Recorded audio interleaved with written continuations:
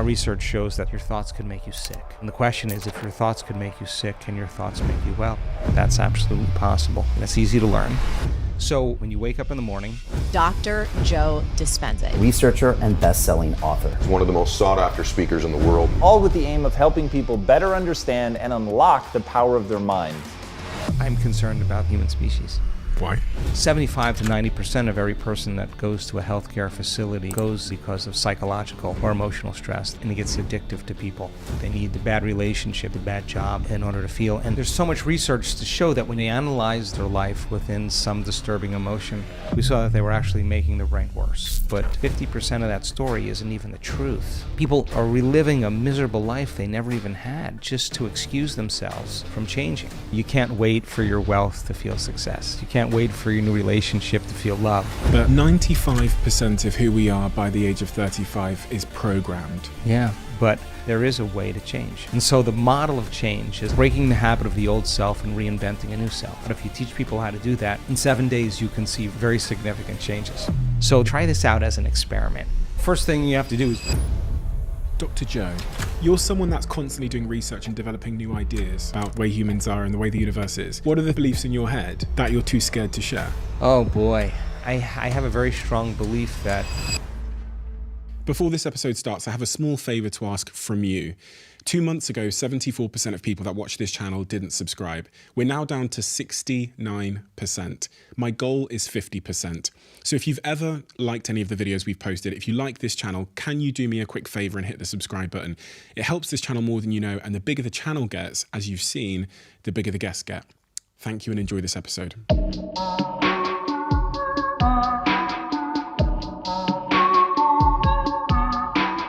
Dr. Joe, 95% of who we are by the age of 35 is programmed. When I read that in your work, it kind of hit me like a ton of bricks because I just turned 30. And if what you're saying there is true, without realizing it, there's a puppet master that sits above me that's calling the shots in a way that I don't think I've realized. Is that true? I think if we define a habit as a redundant set of automatic, unconscious thoughts, behaviors, and emotions that's acquired through repetition. A habit is when you've done something so many times that your body now knows how to do it better than your conscious mind. Then it's programmed subconsciously. So then when the body knows how to do it better than the conscious mind, then for the most part, the greatest habit we have to break is the habit of being ourselves, right? So there's a principle in neuroscience that says that nerve cells that fire together wire together. If you keep thinking the same way, if you keep making the same choices, if you keep doing the same things, if you keep reproducing the same experiences and feeling the same emotions, your biology begins to become hardwired in a sense. It becomes programmed. So in order to change something, to arrive at a new vision of your future, if you wanted to arrive at a new goal or new vision of your future, you'd have to change something about yourself in order to get there. And you'd have to change the way you think, the way you act, and the way you feel. When you begin to become conscious of those unconscious thoughts, so conscious that you don't let them slip by your awareness unnoticed or unchecked by you. If you catch yourself speaking in a limited way, or you become conscious that you're behaving in a certain way, in a habit, and you can notice or pay attention to how you're feeling, then you're no longer the program. Now your consciousness observing the program, you're only unconscious when you're in the program. And so to change then is to become so conscious that you don't go unconscious again. And in a sense, that is consciousness that is really the puppet master that really decides who we want to be. I think the biggest problem is that people lose their free will to a set of programs. And so their body is basically programmed into a predictable future based on what they've done in the past. So to change that habituation takes an enormous amount of energy, an enormous amount of awareness. Why is this operating system, this program, useful? Because I look at everything the way that I do, and from doing this podcast and speaking to experts, I've stopped thinking that my body is against me. And I've started to realize that there's a reason for these things. There's a reason for the habits and patterns. And so why is this useful? Because it seems to be working against me in so many ways. Well, first of all, when we look closely at certain habits, whether you can ride a bicycle, whether you can speak a language, whether you can snowboard, when you first learn any of those things, it takes an enormous amount of conscious awareness to get your body to do what your mind is intending. But if you keep doing it over and over again, then the body begins to economize it in some way. And so we have a lot of things that we can do automatically or unconsciously or subconsciously that allows us to multitask, to drive your car, to talk on the phone, to do several different things at the same time. So a habit isn't a bad thing. They can work for you or they can work against you. The problem is if you're, as an example, complaining and blaming and making excuses and feeling sorry for yourself and judging other people, and you practice that and you get really good at whatever you practice that enough times that you're unconscious to the fact that you're doing it. The moment you become conscious that you want to change that, you're going to be uncomfortable. It's going to feel unfamiliar. It's going to feel some degree of uncertainty. You're leaving kind of familiar known territory and you're stepping into the unknown. And so many people, when they want to change a habit, they have to be willing to be uncomfortable to do it. But habits can work for us. There's a lot of great habits that you and I both have that I would never want to change or would want to evolve in some way. But then there's a lot of habits that don't serve us. And so a person really wants to set a vision of the future, whatever that is, and they just have to agree that in order to arrive at that vision, they have to change in order to get there. Someone said to me that there's a certain type of behavior pattern that we can't change. They said when we get trauma under the age of 10, things that happen at a very early age, some of those things cannot be changed. And then there's things that happen later in life that can be rewired and changed. Is that true? Are there some traumas, behavior patterns that just appear to be too stubborn and too resistant to change? If you asked me that question just a few years ago, I probably would have a different answer than I do today. Because if you look at a lot of the work that we're studying in terms of human change and human transformation, we've seen people with really difficult pasts, really brutal pasts that were abused and traumatized at a very early age, and then repeated traumas that took place in people's lives. And they had night terrors, and they couldn't be in relationships. They had social anxiety. They had a lot of health conditions. We've seen them completely change to be happy people again, to free themselves from the past. And so I would never put a limitation on change because I just don't think you can really predict that. I think many people that are learning how to change and they understand what they're doing and why they're doing it and how it gets easier, I think for the most part, people can change all kinds of things. And when they do change, our research shows that their brain changes, their heart rate changes, their gene expression changes. There's thousands of metabolites that are being released into their bloodstream that weren't there prior. There's a host of different changes that take place biologically that kind of support the person's transformation. Is there a specific transformation that sticks in your mind as being the clearest evidence that you should never write off someone's ability to transform? Wow. I'm so pleased to tell you that my beliefs have been challenged just in the last 2 years in witnessing so many different changes in people's health that I never knew was even possible. Everything from stage 4 cancers that were in a very progressed state that metastasized to organs and tissues and bones in the body, a complete reversal in that health condition. Not once, not twice, not 3 times. We've seen it many times. We've seen people that were blind, that have been deaf, that have ALS, that have lupus, that have MS, that have Parkinson's disease, that have spinal cord injuries, that have strokes, PTSD, myasthenia gravis, cystic fibrosis, muscular dystrophy. We had a woman that had her thyroid removed, surgically removed, and I know this is difficult even for me to accept, and grew a new thyroid back. We have the medical evidence for that. So I don't know any longer what the limit is. I think there's something really cool happening in the world when people believe in themselves. And when you believe in yourself, you have to believe in possibility. When you believe in possibility, you have to believe in yourself. So when somebody has the opportunity, and I think a story is, everybody loves a story. There's nothing better than a story. And when someone stands on a stage in front of 2,000 people and talks about their journey to heal themselves from a chronic health condition, and it's not always pretty. They lose things. They lose family. They sometimes lose their careers. They get sick before they get better. And you see this person's persistence, and you see that they were not doing the work, their inward work to heal. They were doing the work to change.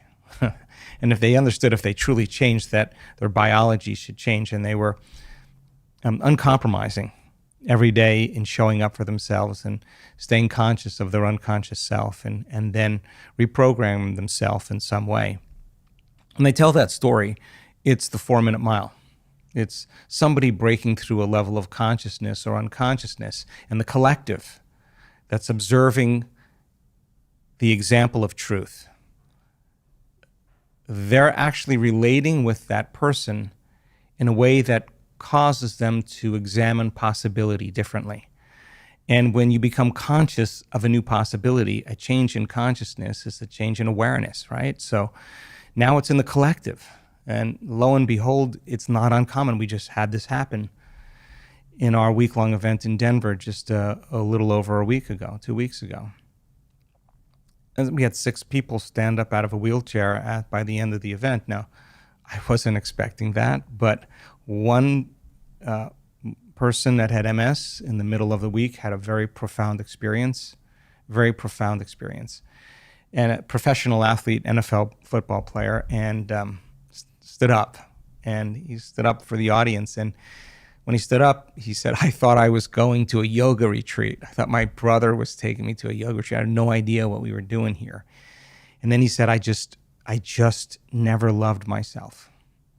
And it was his act of change that somehow changed his health condition. He somehow upregulated genes in different ways, suppressed the genes for MS, and somehow he was more mobile. He was walking by the end of the event, and he was the magic number one.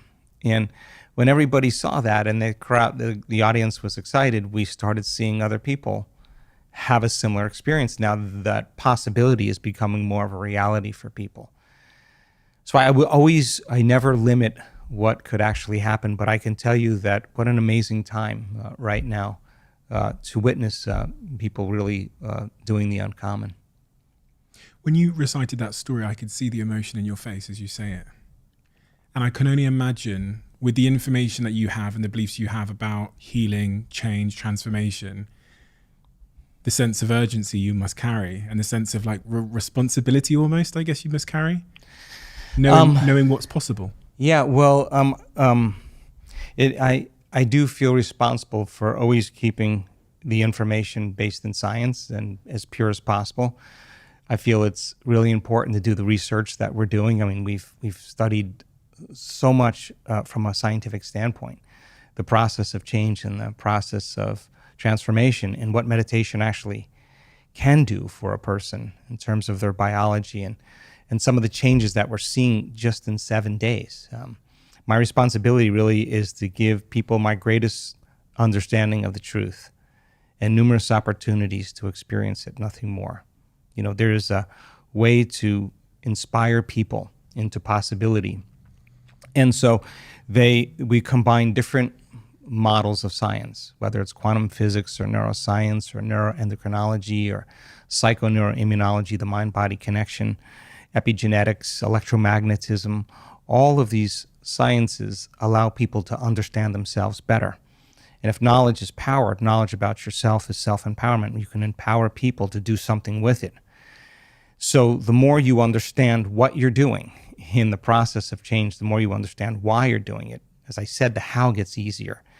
So we now know that if you give people sound scientific information, and that is the contemporary language of mysticism, and they can learn that information, they're basically making new circuits in their brain. That's what learning is. Learning is forging new synaptic connections. But if you don't review what you learn, if you don't repeat it, it's so much easier to forget it than to remember it. So you got to repeat it over and over again. So we allow people in our workshops to then begin to turn and teach it back to somebody. They have to really explain it. If they can't explain it, it's not wired in their brain, and something's going to be left to conjecture, to superstition, to dogma, to spirituality, and that's not the result we want. We want them to use science as that model, and if they can explain that model and remind themselves what they've learned, reproduce the same level of mind, nerve cells that fire together wire together.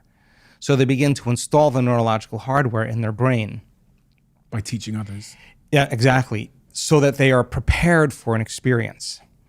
So then, if that information is installed in their brain, that philosophy, that theory, that knowledge and information, and now they can remember it, and they have that model of understanding, and they understand what they're doing and why they're doing it. If we can set up the conditions in the environment and give them the proper instruction, if they can get their behaviors to match their intentions, if they can get their actions equal to their thoughts, if they can get their mind and body working together, they're going to have a new experience. Now, experience enriches circuitry in the brain. That's what experiences does.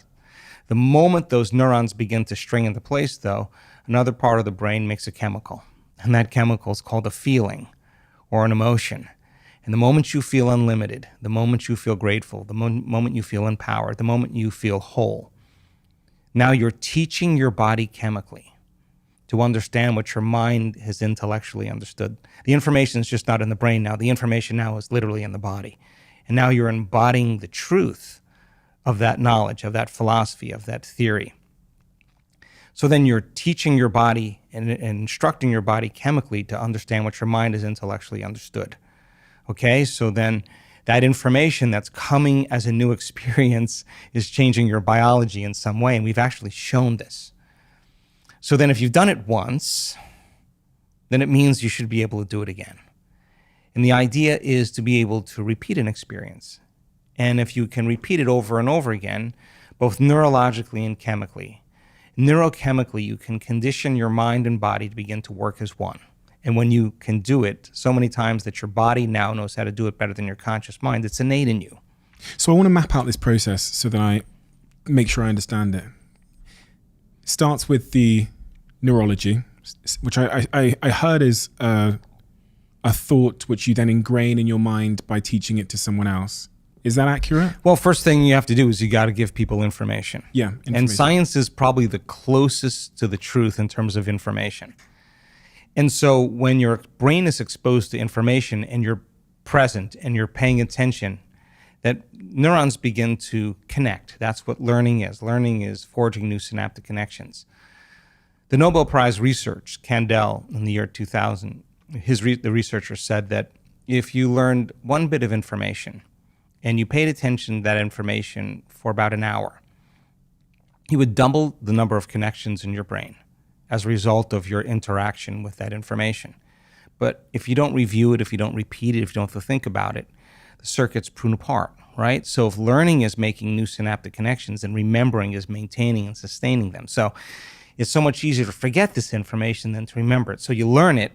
Once I got a person's head nodding, then they turn to the person next to them and say, let me try this out. Let me try this out and let me see if I can repeat it. And so between the two of them, they exchange that information and they start to build a model of understanding. I understand, I got that, okay. Then we advance the information a little bit more and they're adding new stitches into the three-dimensional tapestry of their gray matter. And they have to remind themselves what they've learned, reproduce that same level of mind. Mind is the brain in action. As you install those neurological circuits in your brain, then now you're prepared. It's the forerunner to the experience. You're prepared for the experience. So give the proper instruction, get your body involved, get involved in the process. The experience then causes circuits to become more enriched. That's what experience does. And then it makes a chemical, and that chemical is called a feeling or an emotion. And the stronger the emotion you feel from the experience, the more you remember it. And what is that experience? What can Abundance, health, wholeness, a mystical experience, success, a new relationship, a new career, a new life, whatever the person's, whatever that vision that person wants to arrive at in the future. And to actually go from the thought of that vision to the actual experience of it. And the distance between that thought and that experience is called time. So if we can teach people to shorten the distance between the thought of what they want and the experience of having it, then they start believing more that they're the creator of their life. What would you say to somebody that doesn't think thoughts matter that much? I would say 95% of the world plus, or maybe more, 99% of the world plus, sees thoughts as something that we are, it's my head talking. It's me talking in my head. And as long as I don't act on those thoughts, they're inconsequential. I would say then that's the truth. Is it the truth? I don't know. But for me, my thoughts do matter. I think every thought that you have makes a chemical. And you can have thoughts that make you feel good and thoughts that make you feel bad. And I think that if 90% of the thoughts that we think are the same thoughts as the day before, the same thoughts lead to the same choices. The same choices lead to the same behaviors. The same behaviors will create the same experiences. And the same experiences produce the very same emotions. And those same emotions influence a person's very same thoughts. And their biology, their neurocircuitry, their neurochemistry, their hormones, and even their gene expression stays the same because they're staying the same. There's nothing wrong with that. But I do think that if you think differently and you learn new information and you have new thoughts, if you can make new choices and demonstrate new behaviors and create new experiences and arrive at new goals and feel new emotions, I would say that's evolution. And I think that people really, really secretly believe in themselves on some level. And I think being defined by a vision of the future, or really always dreaming of another great experience, I think is a great reason to wake up in the morning. I've had lots of conversations with very smart people on this podcast from multiple disciplines, psychiatrists, psychologists, athletes, health practitioners, and they've given me such great advice which is irrefutable scientific advice on so many areas of my life. And for some reason, there's still areas of my life that I still can't act upon that advice. And I think probably for most of my listeners who've heard great advice on this podcast and they think, yes, that's who I want to be. I have an intention to stop eating sugar at 1 a.m. at night, or I have an intention to become organized or to be this kind of friend or partner. They have the information. Right. There's something stood in the way of me doing something about that information on a regular basis. Yeah. Well, I can give you a few answers for that. Unfortunately, it normally takes crisis, trauma, disease, diagnosis, betrayal, loss. The person has to reach that lowest denominator where nothing's making that feeling go away. Has to. Well, they don't have to, but this is human. This is the human condition. This is the moment where they don't feel like returning the texts. They don't feel like going to dinner and seeing the same people. They don't feel like watching the same television show any longer. The sports car, the wardrobe, none of that is making this feeling go away. This is a moment of reckoning for the soul. And this is really when you could actually see yourself through the eyes of someone else, because you don't feel like yourself anymore.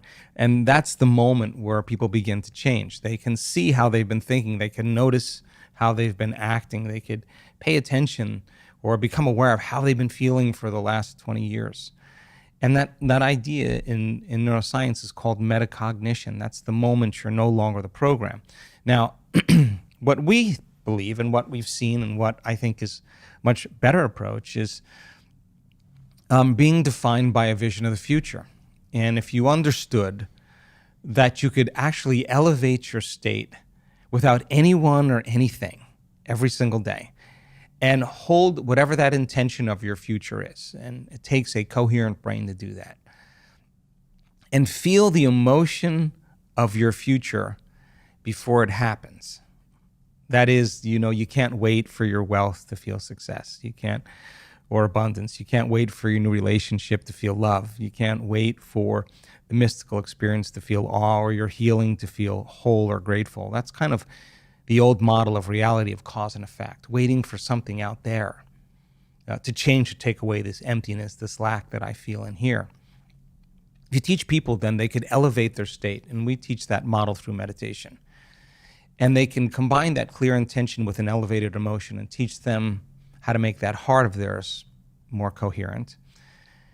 If they do that properly, then they'll live their life feeling like their future has already happened. Now, from that elevated state, instead of that self-limited state, they can become as conscious of that unconscious self as they could if they were at that limited state, and being defined by that vision of the future, getting up every day inspired by it, and not letting any person, any circumstance, anything in our life remove us from that vision. That would be a day well lived. So then, most people then, they have that vision of the future, but they give up on that vision because in order for them to arrive at that vision, they have to do something. They have to think differently. They have to act differently. They have to feel differently. And it's so much easier to make the same choice every single day. And the hardest part about change is not making the same choice as you did the day before. And the moment you decide to make a different choice, you're going to feel uncomfortable because you're stepping from the known into the unknown.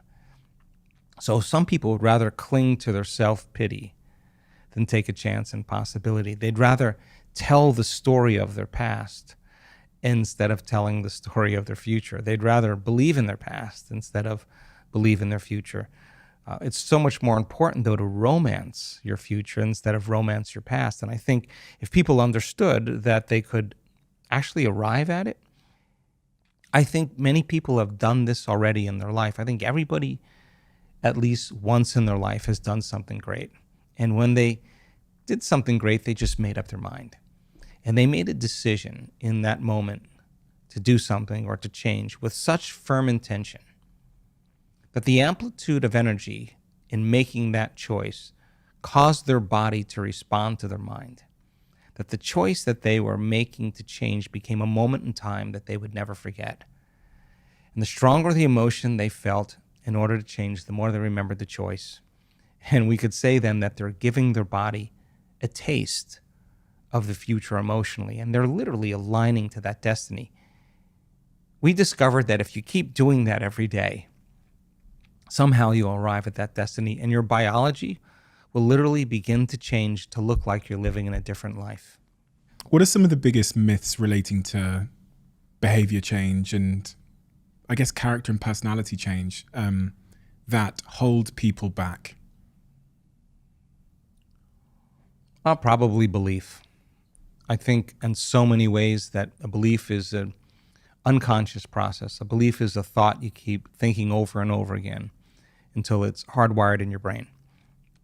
And most beliefs are based on past experiences. And so many people have a belief about something that has to change in order for them to arrive at a new place in their life. And what we discovered a lot of times with people in this work is that when they say, for example, they were healing themselves of a health condition, sometimes they would do their meditations 3 times in one day. And I asked them, why 3 times? And they said, because I stopped believing. And when I caught myself no longer believing in it, I had to sit down and change my belief again. In other words, they had to get up believing more in their future instead of believing less in it. And they have to change their state of being to do that. So I think that that's a limitation. I also think that unconsciously we're always waiting for something out there in our life to change so that we can change or feel the relief of the lack of what we don't have. And I do think that's kind of a limited model of reality. I think when you start changing inside of you and you start seeing the change is happening outside of you. You go from being a victim in your life to being a creator of your life. And I think that when that occurs, then all of a sudden it's no longer a have to. It's something that you want to do. You actually don't want the magic to end in your life. So now you become a work in progress by investing in yourself. And when you invest in yourself, you invest in your future. So there's probably a chronic disbelief that many of us have that we're not creators of our life. And that only when we get the parking space or something good happens to us do we believe that we're the creator of our life. But imagine a world where everybody actually took responsibility in being the creator of their life and no longer the victim of their life. I think we would see a dramatic shift in consciousness. That makes people feel uncomfortable. This idea of personal responsibility. It's almost become quite a controversial idea. The idea that we are the creator of our lives, because then I have to accept responsibility for all the bad things that happened. Dave dumped me. I got fired from work. Someone bumped into my car and it hurt my neck. Well, maybe that happened by default. Maybe that happened by not creating. Maybe you were just left to the randomness of reality that maybe you're not creating. And the fact that you're not creating, you're left to the effects of your environment actually controlling you, controlling your feelings and thoughts. And by creating, what do you mean by creating? As in well, if being intentional.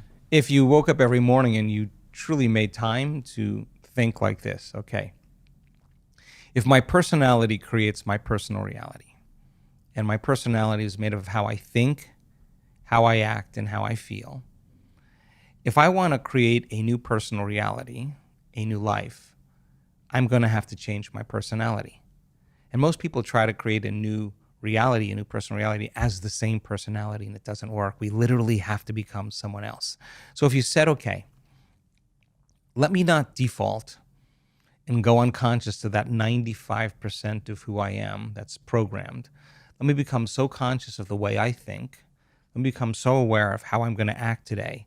Let me decide what emotions keep me connected to my past and bring me to a lower level of energy. Let me not go unconscious. And then if you said, okay, if a belief is just a thought I keep thinking over and over again, what thoughts do I want to fire and wire in my brain? And with attention and with intention, to begin to familiarize yourself with a new way of thinking. Meditation means to become familiar with. If you keep firing and wiring those circuits, you're going to begin to install the hardware. Repeat it enough times and it becomes a software program. That could be the new voice in your head that says, I can, it is possible. If you said, okay, when did I fall from grace yesterday? When did I lose it? Oh my gosh, it was at work, with my coworkers, with my ex, with my enemy, with the news, with traffic. Acting this way is not going to make me happy. If I had another opportunity, how would I do it? If you could close your eyes and rehearse in your mind mentally how you're going to behave in certain situations. I'll give you a specific one. Anyone. So I'll give you the specific one where late at night, on occasion, I've eaten things that I really regret eating. Also, another one that I'm trying to work hard on is I can be very messy when I travel. So my hotel room can look like a mess. And I don't like that about myself. And I don't know why I do it, but it's almost like you talk about being unconscious. I'm clearly not thinking about it, but that's part of the problem. And it's the same with the bloody sugar at midnight. Ordering things that are, and then feeling instant guilt 10 seconds after I've put it in my mouth. Well, it may be that on some level, you could actually be addicted to the guilt, not to the sugar.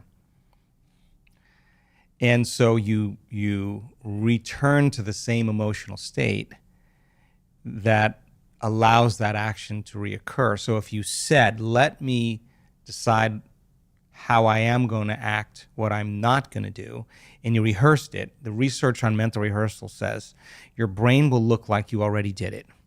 That you'll be so present, the brain won't know the difference between what you're imagining and what is real. The brain will begin to change to look like the experience has already happened. Now, you're priming your brain for that behavior. Keep rehearsing it. Rehearsing it how? So give me... Well, So I play mental rehearsal is one of these great ideas in neuroscience where you can actually install circuits in your brain, right? So everybody has done this. Musicians do it. They're playing a song in their mind all the time. Athletes do it. They're always going over their moves. Dancers do it. Actors do it. So many people rehearse mentally what they're about to do. And when they do that, they actually prime their brain. They actually can change their brain and change their body just by thought alone. Physiologically change it. Physiologically change. You can take a group of people that never played the piano before and divide them into two different groups and do functional brain scans on both groups. One group, they'll come for 2 hours a day for 5 days, and they'll practice these one-handed scales and chords. Now, you learn something new, you make new connections in your brain. You get some instruction, you get your body involved. When you get your body involved, you're going to have an experience. You pay attention to what you're doing and you repeat it over and over again. Nerve cells that fire together, wire together. You're going to begin to install new circuits in the opposite side of your brain. That's common. You do the scan at the end, you see those actual physical changes. You take those people, the other group, and you ask them to close their eyes without lifting a finger. Have them mentally rehearse those scales and chords, and at the end of 5 days, they grow the same amount of circuits in their brain as the people who actually physically demonstrated the act. In other words, they were so present with what they were doing, the brain did not know the difference between the real life experience and what they were imagining. The brain was physically changing to look like they already experienced it, they already did it. So now, you take those people, never played the piano before, they've just been mentally rehearsing for 2 hours a day for 5 days, you set them in front of a piano, and they could actually play those scales and chords. Why? Because they primed their brain for that behavior. So then if you're going to prime your brain for a new behavior, whether you're the CEO of a company, whether you're a parent, whether you're learning something, the more you rehearse it mentally, the more you prime your brain and body for the act. So you could actually practice rehearsing how you're going to change in your life. And if you keep doing it enough times, your behaviors will match your intentions automatically because you have the mind installed to do it. If you don't have the mind installed to do it, you'll go back to the same past behavior. So I play through that scenario of making the decision differently. Exactly.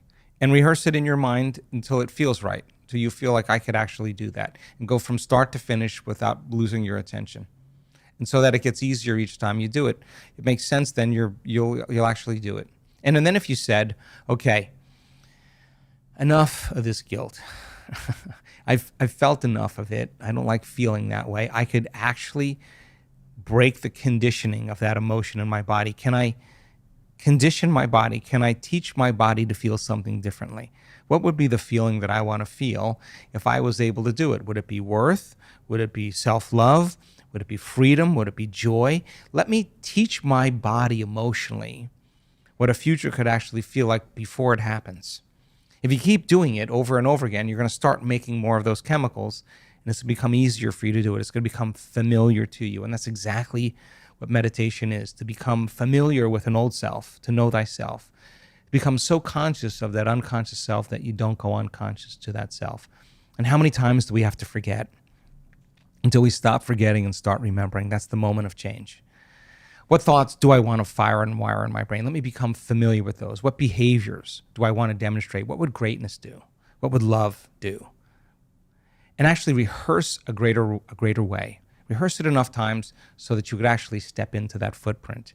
Teach your body emotionally that there's another way to feel, and do it over and over again. It'll become familiar to you. And so the model of change is unlearning and relearning. It's breaking the habit of the old self and reinventing a new self. It's pruning synaptic connections and sprouting new connections. It's unfiring and unwiring, refiring and rewiring, deprogramming and reprogramming, losing your mind and creating a new one, unmemorizing emotions that have been stored in the body and then reconditioning the body to a new mind and to a new emotion.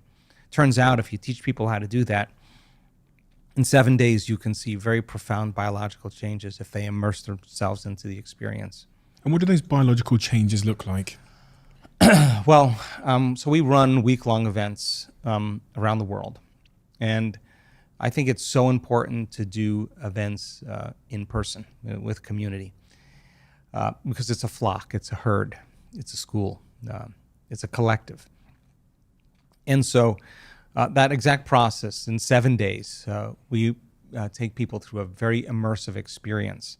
And we do functional brain scans or fMRIs or quantitative EEGs before they start the event. And then at the end of 7 days, we look at their brains at the end of 7 days. And there are dramatic changes in the way their brain works, very significant changes.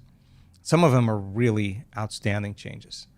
We teach people how to create more heart coherence. When you feel anger, when you feel frustration, when you feel impatience, when you feel resentment, your heart beats out of order. When you feel gratitude, when you have kindness and care, when you feel love for life, your heart beats in a more orderly fashion. You can actually train somebody to get good at feeling that way. And we use that, and we see people at the end of 7 days be able to regulate their heart much better. And it's a function of really how soon or how slow we age.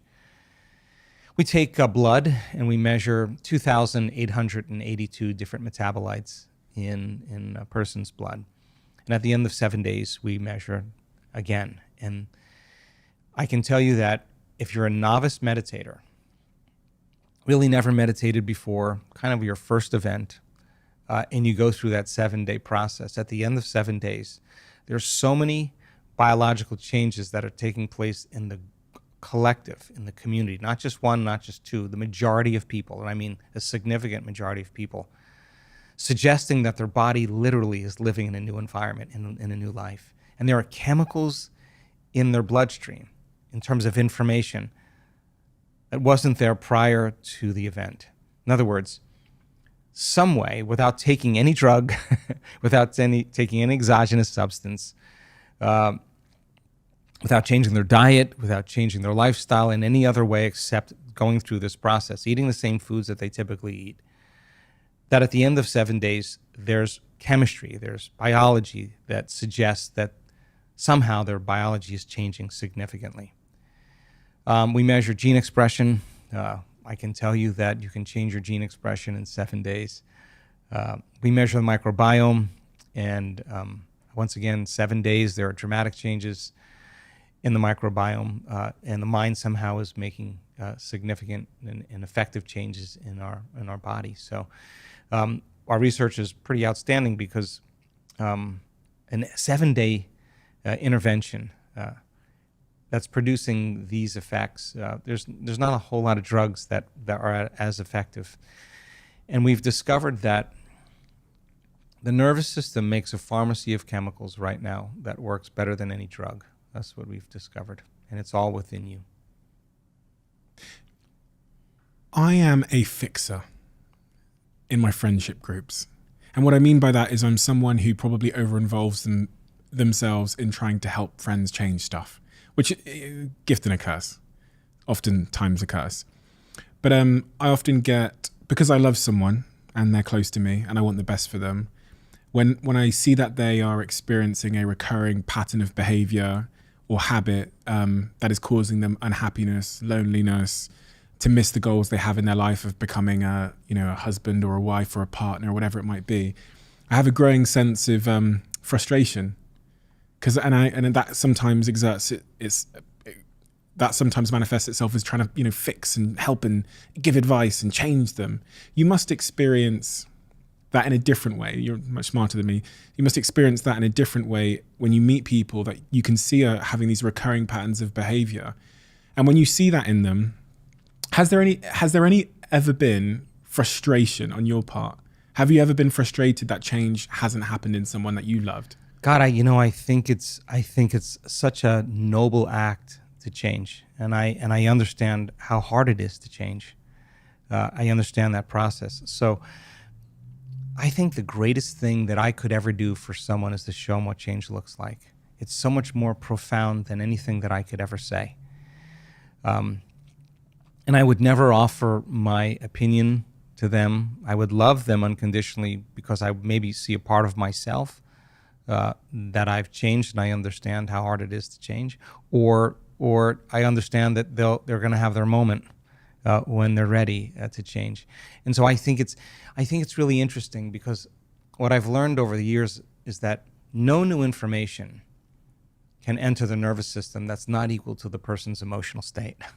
You can give them the answer, the right answer to the problem, and they won't hear it because it's not relevant equal to the emotion that they're experiencing. What we've learned is that if you take people in, just say 7 days, just cross the river of change, go from the old self to the new self, immerse yourself fully into it, break free from the chains of those emotions that keep you anchored to the past, overcome those habits and behaviors that keep you programmed into a predictable future, overcome all those aspects of your beliefs that keep you stuck in a certain state in terms of how you're thinking and those hardwired perceptions. 7 days, break free. And normally the person has the answer to their own question. I think that's when it becomes really relevant, when you have your own insight, your own epiphany, when it's your own truth because you've worked to get beyond it. People, when they analyze themselves or analyze their life within some disturbing emotion, when we looked at the real-time brain scans, we saw that they were actually making their brain worse. They were driving their brain further out of balance, overthinking, overanalyzing. And so when you analyze something within an emotion is a record of the past. So you're thinking in the past, the solution could never be there. Free the person from that emotion, and of course, they see it from a greater level of consciousness. For all those people listening right now that are like me, that try and fix, because through what they think of as love, maybe I'm doing it for other reasons, but what could they do to be a better ally or friend or partner to that individual? Based on everything you've said, that maybe they need their own moment, or their emotional system isn't in regulation with their information. God, anytime we want to do anybody a great service is to help them out of their emotional state. I mean, it's not a lecture that's going to help them. Come on, let's go do something. Come on, let's go. Just get them doing something, just breaking themselves out of that state. It's not like the answer. It's they have to change their state to get the answer. So if I were to do anything, I would want to help them shorten their emotional reaction, to get beyond the emotion, whatever that is. And I wouldn't be a lecture. It would be something fun that we did, or something unusual that we did, or just trying something. Let's just do something. And I think showing people what love looks like, show them what joy looks like, show them what happiness looks like. I think people notice that. I think they pay attention to that. It gives them permission to do the same. So maybe just show up as the person you would want to be around if you were feeling that way. When you look at the state of the world at the moment and the direction of travel, the trajectory of, technology and the way we're living our lives and the decisions we're making at a collective level, what are the things that most concern you? Well, I always ask myself, is it getting better or is it getting worse? And I think in my lifetime, I don't think I've ever experienced the world as it is today, just with so many variations of so many things. And I question the information that I'm receiving. And I think that we need some type of intervention as a species. We need a change. We need an intervention in some way. You question the information you're receiving from where, and what kind of intervention are you suggesting? I just don't know that the information that I am exposed to, or information that people are exposed to, is the truth.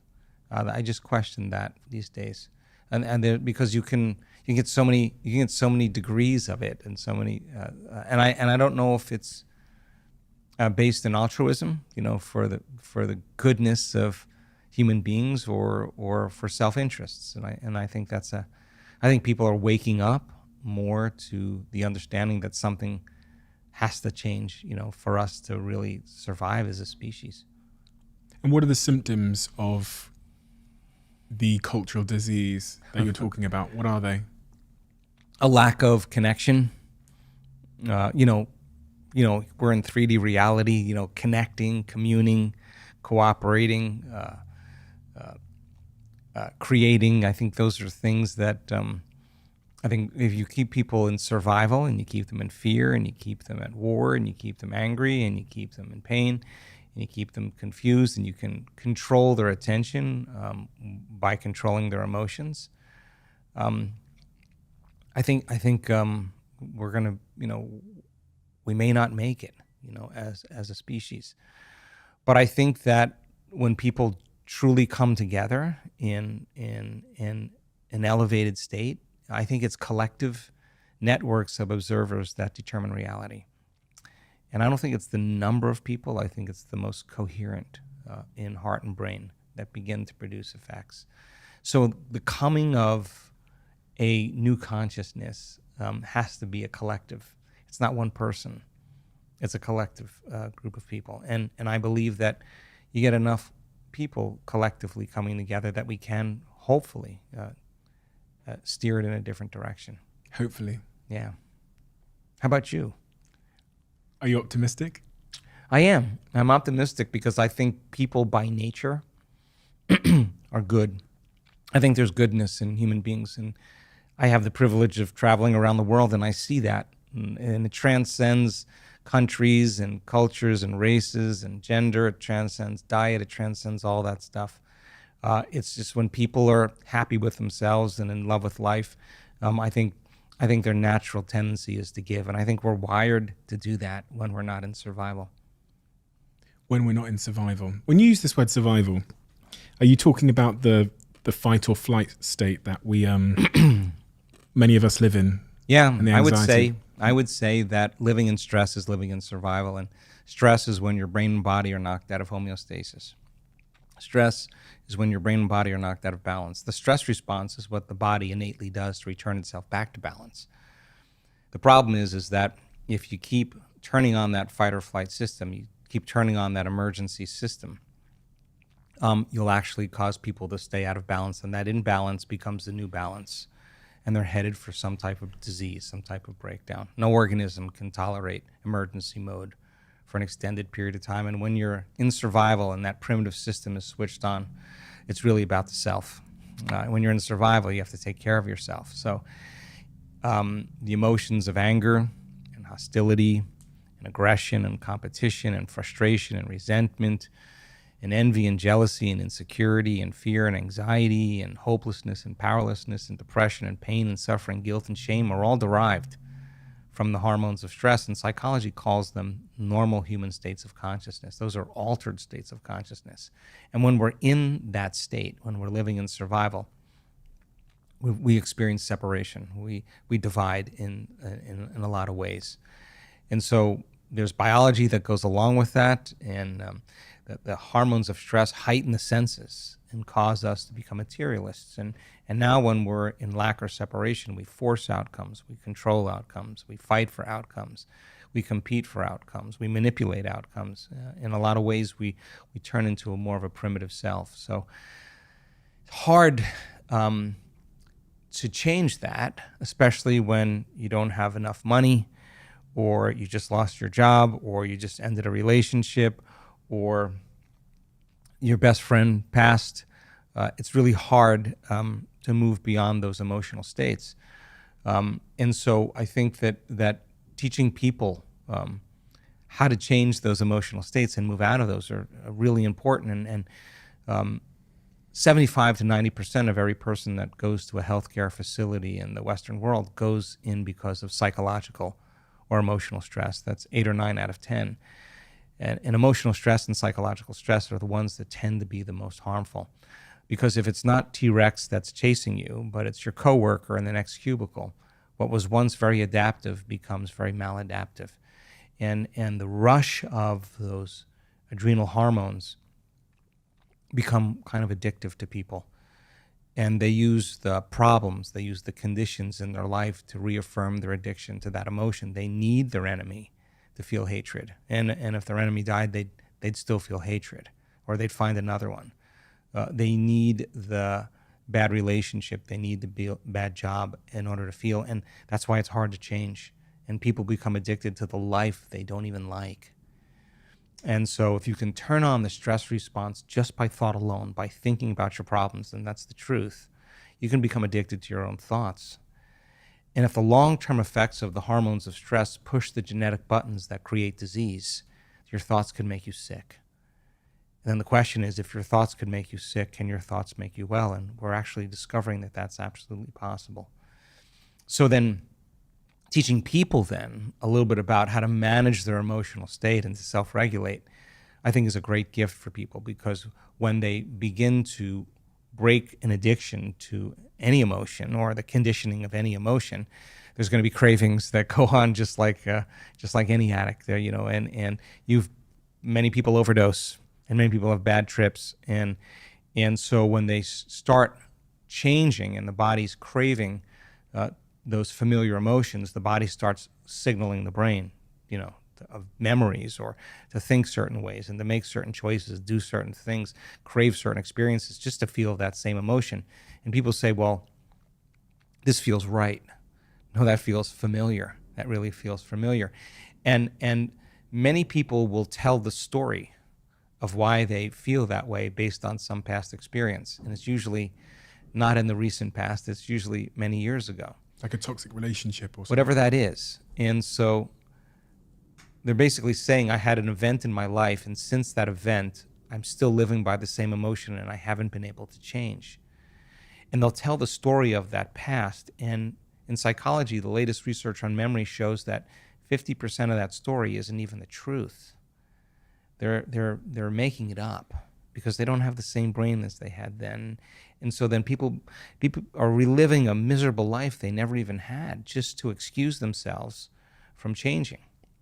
And they embellish the stories so that it sounds really hard to change. So what is that point then for a person when they say, the only person that this emotion of hatred or anger or frustration or resentment, the only person that this is hurting is me? Because those chemicals are down-regulating genes and creating disease. And a person finally really realizes that, and they really decide to change. When they overcome the emotion, the memory without the emotion is called wisdom. And that's the name of the game in three-dimensional reality. Now they're ready for a new experience. It's not reliving the past. You don't need to. You don't need to talk about it. All you need to do is overcome the emotion. When you overcome the emotion, you're free from the past. You can see it from a greater level of consciousness. And that's when a person, so many times when they truly change, they'll say this. We've seen it over and over again. They reach that point where they finally break through, and some of them have had some really difficult pasts. They'll say, I would not want to change one thing in my past because it brought me to this moment. That's the moment the past no longer exists. And they can look at their betrayers and see it all had to happen for that moment. And now they're free. They no longer belong to the past. They belong to the future. I've never heard the concept or idea of being addicted to a negative emotion. People talk to me about being addicted to dopamine and pleasure and, and all those things, and, like masturbation and sugar. But the thought of being addicted to a negative emotion, it's what you said to me earlier about the guilt. Well, think about this. What do people do when they feel an emotion?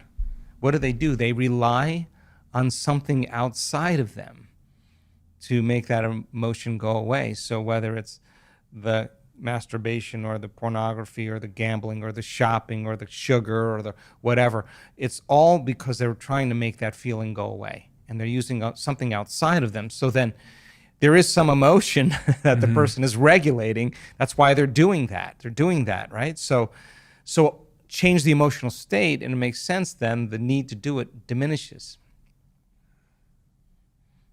Which doesn't seem to be very easy to do. Change my emotional state. Well, again, I think if you understood what you were doing and why you were doing it, just like learning anything, if you understood a formula, I think it wouldn't be as hard as you think it is. I mean, because there is a way to change. And step one in that process of change is new information. Always. It's the forerunner to any experience. Without the information, we doubt that it's possible. And the information and the science removes the doubt.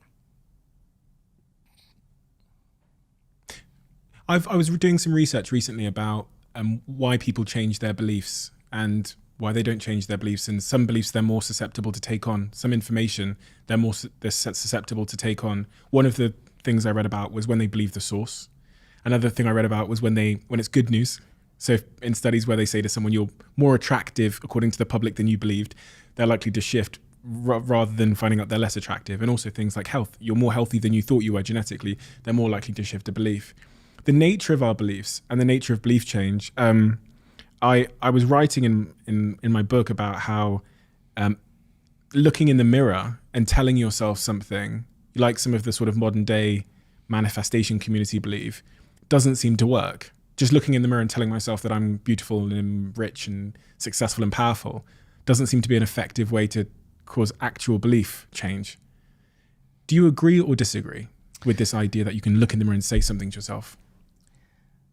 When we study belief and the change in belief, I'll answer it on two levels, Stephen. The first level is that in order for a person to change a belief or a perception about themselves and their life, the majority of those people made a decision with such firm intention that the amplitude of that decision carried a level of energy that was greater than the hardwired programs in their brain and the emotional conditioning in their body.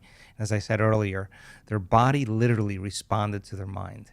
The choice that they were making became a moment in time they would never forget. They'll tell you where they were, what time of day it was, who they were with when they made up their mind to change. It became a long-term memory. And the stronger the emotion we feel, the more altered we are inside of us, the more we remember that choice. That's why we need pain sometimes. That's when you painted yourself into a corner and you said, this is it. I don't care how I feel, body. I don't care how long it takes, time. I don't care what people think. I don't care what's going on in my life, environment. I'm going to do this. And you made up your mind. The moment you felt that emotion, you were aligning to a new future, and to change is to be greater than your body, to be greater than your environment, and to be greater than time. And so when a person comes out of the resting state, because your body is trillions of cells, 70 trillion cells, and they're all spying on your brain. And if you were sitting there and you said, 9 out of 10 times, I'm going to fake standing up. One time, I'm actually going to stand up. Before you ever made that conscious decision, your body is so precognitive, it already knows when you're going to stand up because it's got to release a certain amount of adrenaline so the same volume of your blood goes to your brain. So if you're sitting on the couch with a remote control and you got your cell phone here and your iPad here and your computer here and your dog here and your beer here and the big TV there, and you're eating your popcorn and you say, I think I'm going to change tomorrow. What do you think your precognitive body's going to say? Relax. He's lying again. He's not willing to signal the body it's time to ride. There's no signal to the body. And so making that choice to change your state of being with a clear intention and elevated emotion actually changes your state to believe in that future more than you believe in your past. Keep it up. Keep doing it. That's a big explosion in the field. That's important. That's a change in energy. And nobody changes until they change their energy. And when they change their energy, they change their life. So then you make up your mind to do that, and all of a sudden, you have that synchronicity. You have that serendipity. You have that coincidence. And all of a sudden, you're saying, hey, that worked. Something I did inside of me produced an effect outside of me. I'm going to pay attention to what I did. I'm going to do it again. Let's try it again. Let's the experiment continue.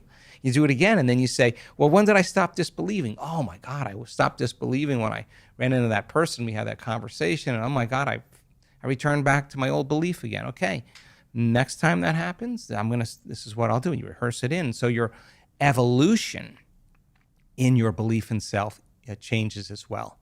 So then so many people, second point, will actually say this. I read the philosophy, I understand the knowledge, I understand what it means to change, I understand the power of meditation. I saw the testimonials, I saw people heal. I believe it's the truth. I just didn't believe it could work for me. This is a big moment. This is a moment where you step out of the bleachers and you got to get on the playing field. That's the person who says, if this works, and I believe it works, I got to prove it to myself. I got to actually prove it to myself that I believe that it could work for me. And some of them show up every day for a year and never miss their work, never miss their meditation. A whole year in changing from the old self to the new self. They were doing their meditations to change, not to heal. They were doing their meditations to change. And when they changed, They healed. They did their meditation sometimes 3 times a day because they stopped believing. They start disbelieving, and they were like, I defaulted. Why? Because I'm feeling the emotion of my past. Some stray thought, some response to someone or something caused me to feel it, and I forgot. I'm back to the emotion that's familiar, and I can't believe in that future. I'm believing in my past. Let me sit down and change my state of being again and get up believing in my future again. And sometimes they had to do it 3 times in one day. And when they understood that's the environment that signals the gene, that's epigenetics, and the end product of an experience in the environment is an emotion, and it is, you could actually signal genes ahead of the environment by changing your emotional state. They were doing it with that intention. And when you assign meaning to the act, you get a greater outcome, and you turn on the prefrontal cortex, and now your biology literally begins to change. And we have data that suggests by just having the intention to make certain genes, to make certain proteins, or signal certain genes and make certain proteins, just having the intention literally begins to cause the body to make those chemicals. And what causes relapse in those moments? Because I've had multiple moments of where I thought behavior change had been established, and I managed to conduct a new habit cycle and new behavior, favorable intended behavior for a period, and then something happens in my life, almost subconsciously, seamlessly, and I'm back to the old circuitry. You went unconscious. And normally it's unconscious to some thought or some response in your environment. You see someone, or you do something, or you have some interaction in your outer world, and the moment you have that interaction, it causes you to feel a certain way, and you return back to the past. Basically, the emotion is the past, and that the body's actually living in the past. It's so objective, it doesn't know the difference. It doesn't know the difference between the real life experience that's creating that emotion and the emotion that person's living by every day. It's believing it's in the same past experience again. And it will behave in the past, and it will think in the past. Subconsciously? Subconsciously, seamlessly. So I could, for example, if going to, I don't know, let's say France, I had a traumatic experience in France when I was 10 years old, let's just say. And then I go to France when I'm 30 years old, and I get back, I just start eating junk food, for example. And I don't know why. I've like fallen out of my gym habit and I'm eating junk food. That theoretically, that could be my subconscious that's falling back into it's experiencing that survival without me knowing it. Yes. So if to change is to be greater than your environment, to be greater than your body, and to be greater than time, then your neocortex, your thinking brain, is a reflection of everything you know in your life. It's an artifact of the past. It's a record, repository of everything you've learned and experienced to this date. And you have a neurological network for everything known in your environment. Your parents, your friends, your car, your computer, every object, every person, everything. You have a neurological network for your identity as your body, from your past, for your ambitions in your future. Your brain is a reflection of everything that's known. And because you've experienced all these elements in your environment, there's an emotion associated with it. So you have an emotion associated with certain people, different emotions associated with other people, different emotions associated with other objects and things, and other places in time. So then there's so much research to show that when you put a person in the same environment, and they see the same people, and they go to the same places, and they do the same things at their exact same time, it's no longer their personalities creating their personal reality. Their personal reality is creating their personality. Their environment is controlling unconsciously or subconsciously the way they're thinking and the way they're feeling. So when they see their coworker, when they see their friend, when they see their parents, they're seeing their parents, their friends, their coworkers, and the neurological network as a memory of the past. And because every one of those people has an emotion associated with it, they start feeling the emotion that's connected to them. And now their state of being then is returning back to the past. So then to change then is to be greater than your environment, to think, act, and feel differently in the same conditions in your life. That's called change. And how would I do that? Wake from, I walk in, I see my parents, mum, dad, dog, house where I grew up in. Is there something that I do in that moment, before that moment, when I woke up that morning, to make sure that I didn't slip off into the unconscious memory and then therefore get the sort of unconscious feelings about that experience? Well, whatever it is that you want. If it's overeating, I don't know, I'm making stuff up. If it's some emotional button that you have with your family, and you don't want to feel that way, yeah, I would rehearse that if I didn't want to have that. If you have a great, if you're in, I mean, when I would go to my parents' home when I got older, it was most of the associations were so fond for me. Just being at home and being with my parents and remembering where I grew up, it was always fun for me. And coming back and see how much I changed in coming back and seeing the life that I lived at one point in my timeline. So if it's something that you truly want to change, you're going to remind yourself how you're not going to think. You're going to remind yourself how you're not going to act. You're going to remind yourself how you're not going to feel. And you got to remind yourself enough times so you don't forget, because the moment you forget, you go unconscious. Then you're going to remind yourself how you are going to think. You're going to remind yourself what you're going to do and rehearse it in your mind. And you're going to remind yourself what feeling you want to stay in the entire time so you don't default back to the old self. If you practice that, I guarantee you'll make some progress. If you lose it, nothing wrong.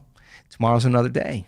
You got another chance, and we just get really good at whatever we practice.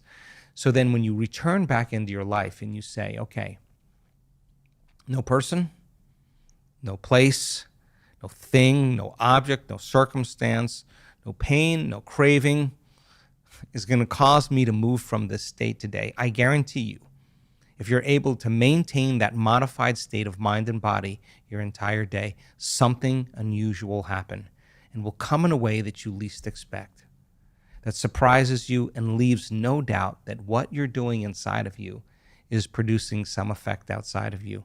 And the moment you see the feedback in your environment as a result of your internal change, you're going to pay attention and do it again. And you're going to start believing, God, did I really create that? Did that really happen because of how I changed? That's when the game really begins to become exciting. Practice. I've been at it a long time. I can tell. Practice. Yeah. People hear that, they go, Joe, how long? How much practice?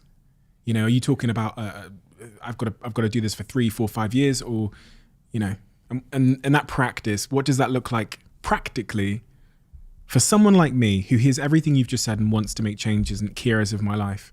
Okay, so there's 2 times when the door to the subconscious mind opens up. When you wake up in the morning, because your brain waves are going from delta to theta to alpha to beta. And when you go to bed at night, you go from beta to alpha, theta to delta. And you slip through that scale pretty quickly in the morning and the evening. But your brain waves start to change during those times. And one of the features, one of the important elements of meditation is to get beyond the analytical mind. And what separates the conscious mind from the subconscious mind is the analytical mind. So 5%, as we said, is our conscious mind, 95% is programmed subconsciously. And if you're going to try to change yourself with your conscious mind, you're outside the operating system. So then you got to learn how to change your brain waves, slow them down, get beyond the analytical mind, and enter the operating system where you can rewrite a program, where you can make those changes. And so learn how to do that, practice, learn how to do that. And again, it's not a big deal. It's easy to learn.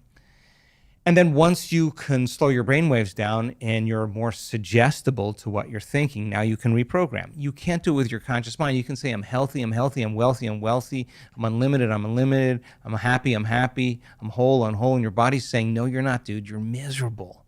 You're unhappy. That thought never makes it past the brainstem to reach the body, right? So it's important for us to, in the morning or the evening, instead of reaching for our cell phone as the first thing, as a habit that we do, and checking our texts and our WhatsApp and our Telegram and our social media and our Instagram and our Twitter and Facebook, and whatever else people do, their emails, they get connected to everything known in their life. Before you start that, try this out as an experiment before you start your day. Instead of falling into that redundant habit, go on autopilot, just say, okay, if the change is to be greater than my body, to be greater than my environment, be greater than time, and the environment's so seductive, and my body's craving certain emotions, and it's programmed to get up and do things, I'm going to sit my body down. I'm going to tame the animal here. And when I'm ready to get up, we're going to get up, not when it's tired or when it wants to go. You could literally go inward and forget about your outer world. no longer think about anything out there, if you could lose track of the familiar past or the predictable future and fall into the present moment, and if you were sitting there in silence, aware of nothing but you, and you said, okay, what is the greatest expression of myself I can be today? And do that exact process. Let me write down 2 thoughts that are not going to slip by my awareness unnoticed by me today. 2 memories, whatever it is. What are 2 behaviors I want to change today? Let me stay conscious of them and not go unconscious to them today, even if it means how I speak. What are 2 emotions that I live by every day that I can literally change? I want to become conscious of what they feel like in my body. I want to catch them the moment I start feeling them. Let me review them over and over again enough times so I don't go unconscious. Okay, now I'm conscious of my unconscious, that 95%. How do I want to think? How would greatness think today? Let me review it. Let me repeat it. Let me remember how I am going to think. Let me remember how I am going to think. Let me remember how I'm going to behave here. How am I going to act here? Let me rehearse a change I want to make in a certain circumstance. Let me think about how I do want to feel today. Let me open my heart to life again. Let me feel kindness and care and love and gratitude and appreciation. Let me just bring up that feeling. Let me feel it with my heart. Let me keep bringing it up so I can bring it up enough times. I want to get so good at bringing up this feeling with my eyes closed, I can do it with my eyes open. You practice that, and you not make a decision to not get up until you feel that emotion. And ask yourself, can I stay in this state my entire day? And if you can't, and you go unconscious, ask yourself at the end of the day, how'd I do? Where'd I go unconscious? Okay, tomorrow morning, new day, new lifetime. Let me go again. Let me try again.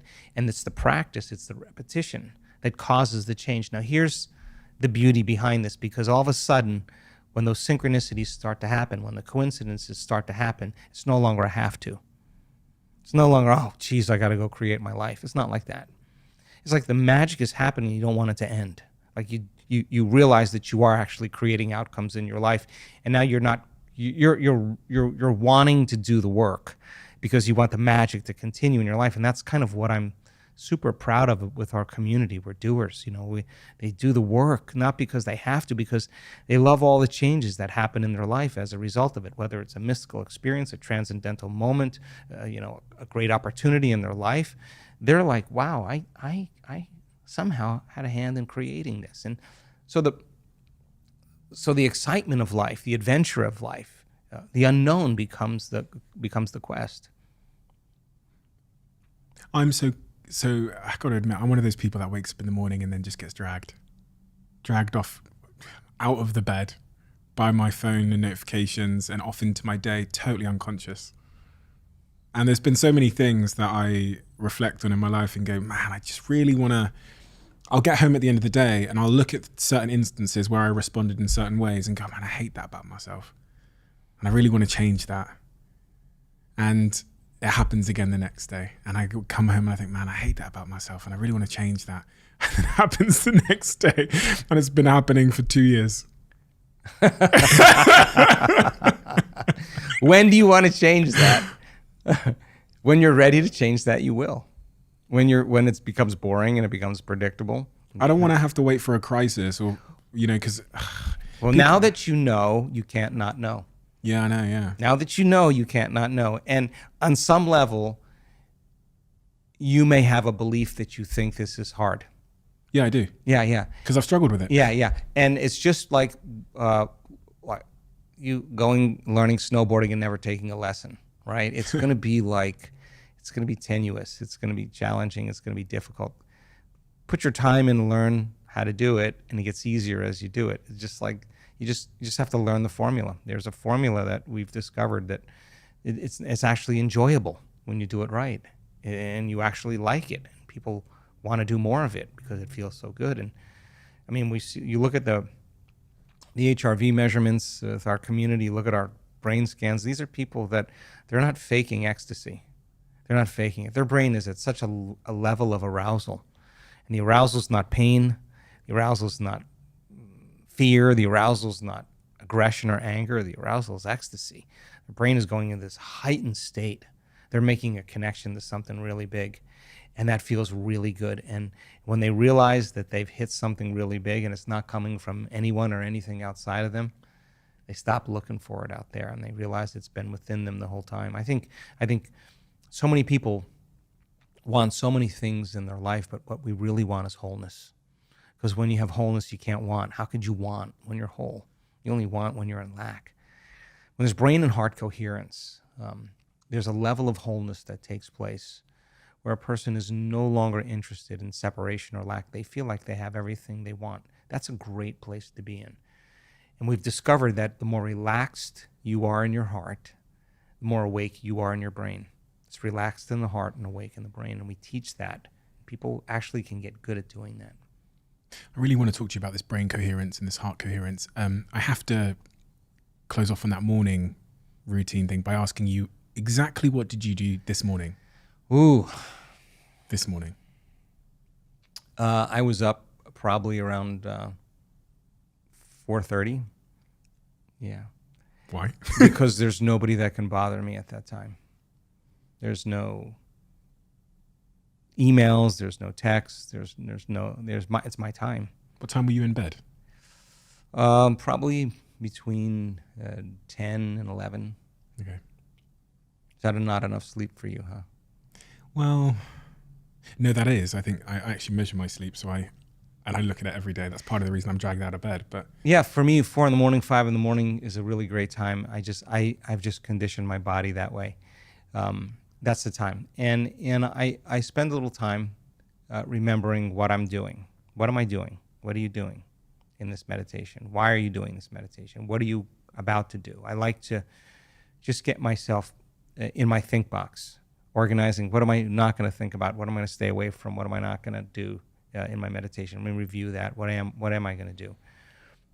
When I get that all worked out, then I get in my play box. In my play box, there's no thinking. I've got all the thinking done in my think box. In my play box, it's really about me changing my state. And so I allow for 2 hours every morning. Doesn't mean I always take it or need it, let me say that. But I allow for 2 hours. Sometimes I like to just get my mind straight, and then I do the work. And I like to get to that point where when I'm done, I feel like something changed. Do the work. Yeah. What does the work look like? It's meditation. Yeah. It's finding the present moment. It's getting into the unknown. It's getting beyond myself, disconnecting from my body, getting beyond any thought of anyone or anything, getting beyond time, moving beyond space and time. Turns out when you focus on nothing, there are so many amazing things that happen to your brain. I've seen the scans over and over again. What have you seen in the scans? Well, there's this thing in the brain called modularity. And when we're living by the hormones of stress, and stress is when you can't predict something, when you can't control something, or you have the perception that something's going to get worse. You switch on that fight or flight nervous system, and the rush of those chemicals causes us to become alert, to become aroused. And we narrow our focus on the material world. And so when you're not able to control everything in your life and you can't predict everything in your life, you start shifting your attention to everyone and everything, every person, every object, every place. We've all had that experience when we're under stress. And every one of those people, those objects, those things, those places has a neurological network in the brain. So like a lightning storm in the clouds, the brain begins to fire out of order, very incoherently. It becomes modulated or compartmentalized. It's a house divided against itself, and those individual compartments don't talk to the rest of the brain. And we tend to get over-focused. You never notice when you're under stress, you're obsessing about something, you're over-focusing about something, you're overthinking something, you're overanalyzing, you're driving your brain higher and higher into higher states of arousal, high beta brainwave patterns. We discovered that if you teach a person to go from a narrow focus on something physical, something material, and broaden their focus, open their awareness and put their attention on space, on nothing, and create what's called a divergent focus. The act of sensing and no longer analyzing, thinking, begins to slow the brainwaves down from that beta brainwave state to a low-level beta, and then all of a sudden to alpha. If they keep doing it, sensing space tends to cause those different compartments that were modulated or divided to begin to synchronize.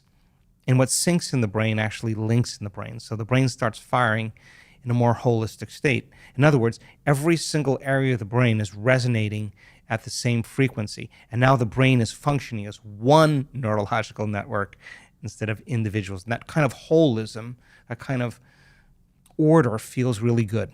It feels really good. And so people practice slowing their brain waves down, not only to get beyond the analytical mind, but to cause the brain to fire in a more coherent way. And if we're going to have a clear intention about what we want, the more coherent the brain, the clearer the intention. So we've seen in 7 days, even in 4 days, these dramatic changes in the levels of coherence and order that take place in the brain. The brain's firing in a more holistic state. That's when the person notices a change in their anxiety and their depression and their PTSD, whatever it is. There's more order in the brain. And the act of focusing on nothing and opening your awareness to space creates that kind of amazing change. Did you set an intention this morning? I did. Can you tell me what it is? Ooh. I want to be relaxed and awake. I want to be present with everything that I do. I want to stay in my heart the entire day. And I want to be inspired by, the idea of helping people change. Do you struggle? I do, yeah. What do you struggle with? Wow. I run a lot of different aspects of my company. I have events side, we have a product side, we have corporate consulting, we have 250 corporate trainers, we have a vitamin company called Biosyntropy. We work with remote coherence healers that actually we do research and they're remotely changing people's health. We have a huge research team with University of California, San Diego. We have a lot of players on the team. We have nonprofits. What else do we have? We have an inner health coalition for physicians and doctors and healthcare practitioners around the world that want to teach a different model.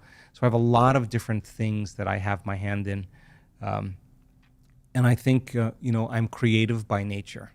And I like to be creative. And sometimes I have a lot of obligations in terms of making decisions for 2026, decisions about things that I need to do, documentaries, whatever it is. And I think I struggle with wanting more time for being creative.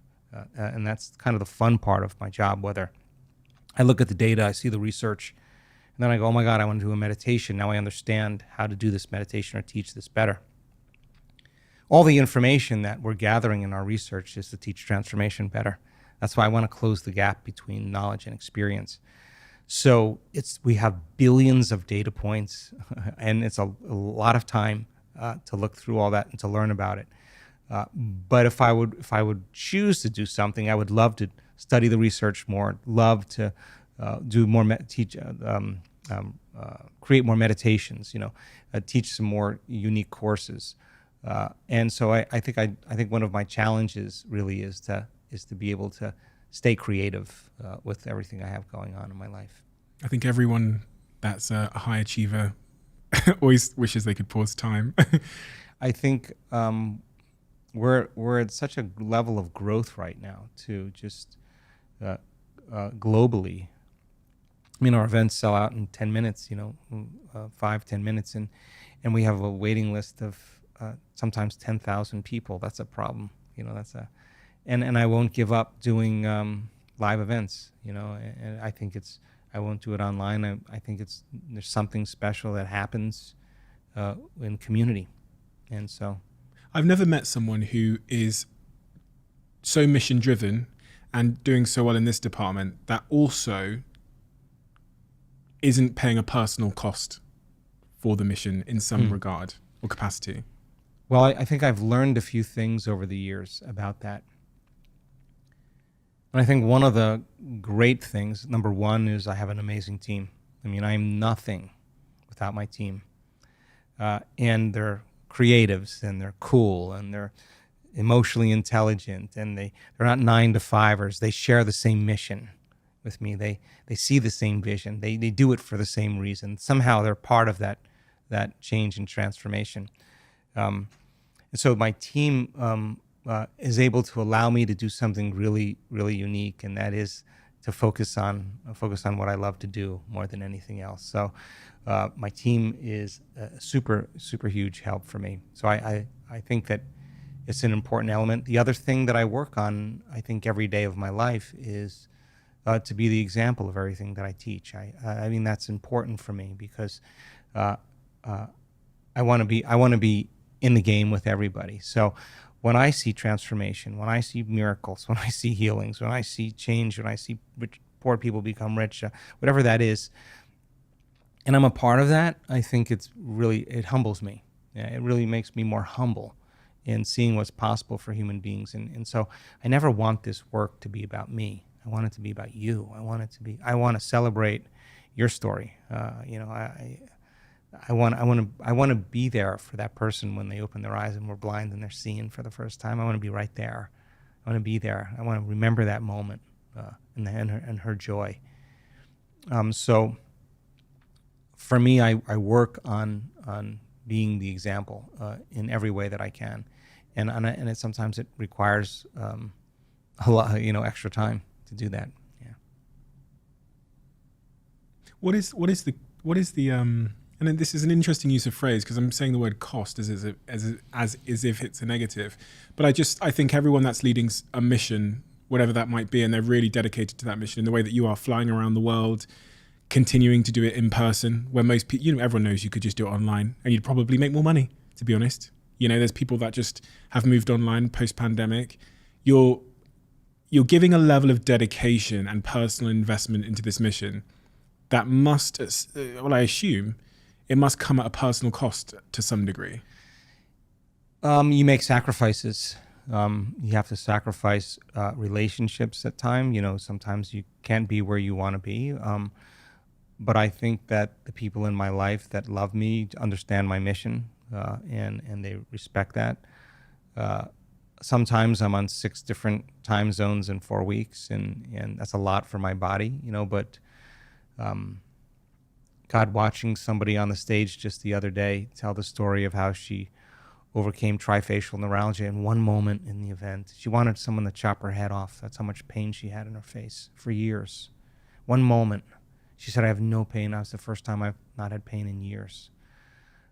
To me, that's worth all the lost luggage, the missed flights, the jet lag. That to me is worth more than all the gold in the world. I mean, I don't know. It's just it's so uncommon, and yet something innate in us wakes up. Something wakes up in us when we see that. We forgot. We forgot, and somehow we remember. So you ask my staff, what is the greatest part of their job? They'll tell you being a part of transformation, being a part of it, being a part of that. So there is a cost always. And at the same time, I really work on figuring out ways to do things better. I mean, I think that's one of the things I love about myself is just learning from my experience, learning from my past. And I think experience is the greatest professor. And just saying, okay, if I had another opportunity, how could we do it differently? How could we serve better? How can we make it easier? What can we do differently?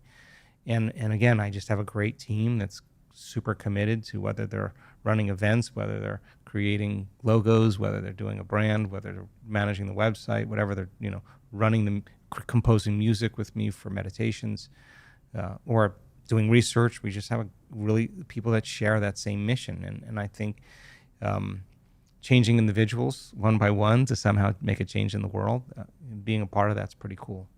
Was there a catalyst moment in your life that sent you more so in this direction? Sure. I mean, I got run over by a truck in a triathlon in 1986 in Palm Springs, California.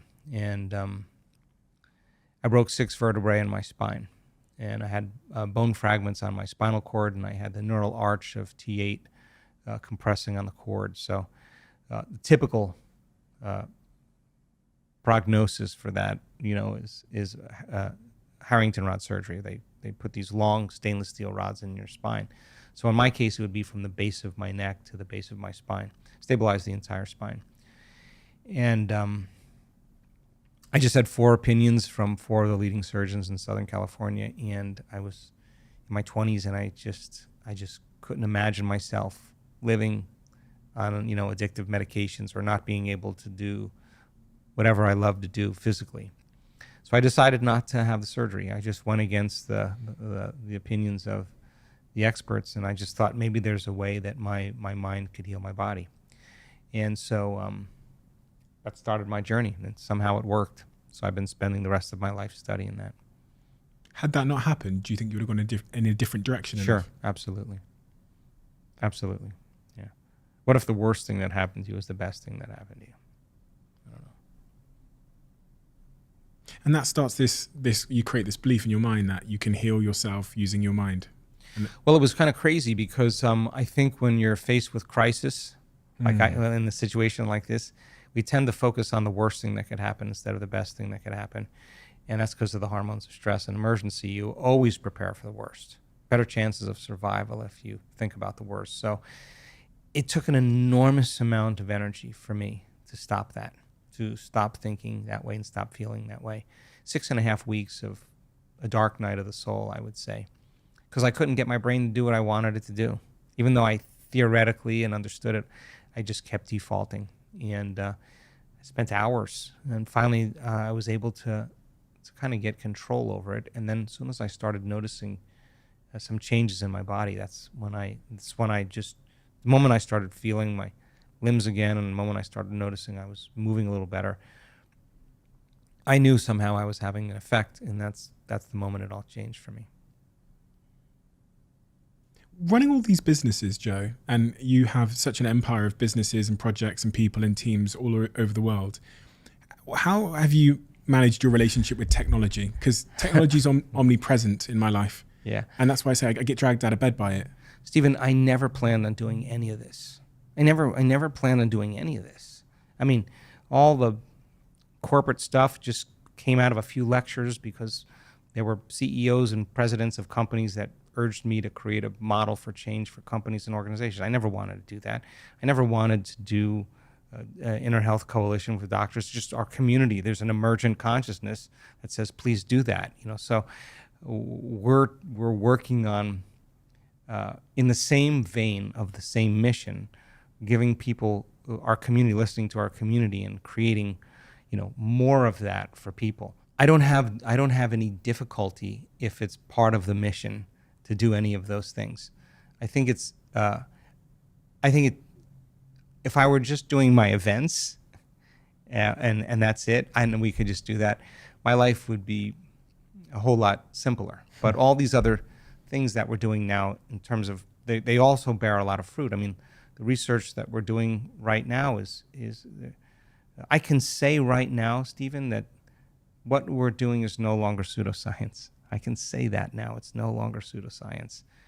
I can say that in 7 days, your body can make a pharmacy of chemicals that work better than any drug. I can tell you that one intervention called meditation can change a host of different health conditions. There's no drug that does that. So if I weigh all those different things that I have to evolve in some way against the effects it's producing, it's always, for me, worth the effort. Are you happy? Yeah. What does that mean? That I don't need anyone or anything to make me happy. That's your definition of happiness? I think, yeah. I mean, if you have a kind of a freedom of expression without any real limitation, and you're comfortable with you, and you love what you're doing, and you feel good about it. And sure, I mean, I'm always in the river of change. I'm always looking for blind spots. I'm always working on evolving who I am. I always want to evolve my experience. I always want to look to see if it serves me. Do you have sad days? I have days where I'm overwhelmed by just everything. And what are the symptoms of that overwhelm?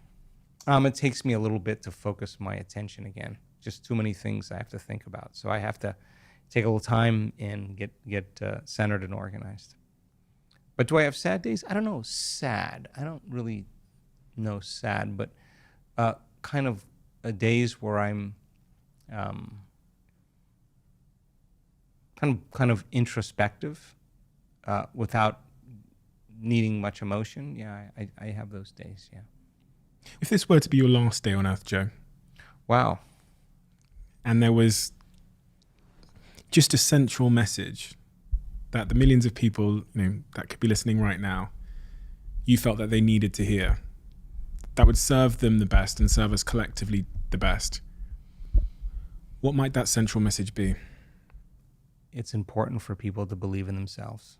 I think it's really important for people to remember that they're the creators on some level, and they have a hand in creating in their life, and that possibility is something that they should always keep their mind open to. I think that we're greater than we think. We're more powerful than we know, more unlimited than we could ever dream. Do you realize how many people you've helped? Gosh, I don't know. Maybe. You must be moved by the feedback you get, because I was reading through testimonials and messages and all the top comments and stuff, and it's really, really profound stuff, and it's hard to imagine a world where that doesn't touch, sit with you, for better or for worse. People stop me a lot of times, and I'll be somewhere and they'll say, hey, I know you hear this a lot, but you really helped me, or you really changed my life. And I always say to them, I never get tired of the story. It's the feedback for me that inspires me to keep doing what I'm doing. So I love the stories. I love those. I love to hear them. It challenges many times my own belief about what's possible. So I think I love to celebrate that with people. If this next chapter of your life is successful, if we sit here 10 years from now and you say, Steve, that was a fantastic decade for you, what would have happened in that decade for you to say that? Gosh, we would publish a lot of papers that show how powerful people really are. We would have our own research center where we could do even further studies on cancer, on all different chronic health conditions.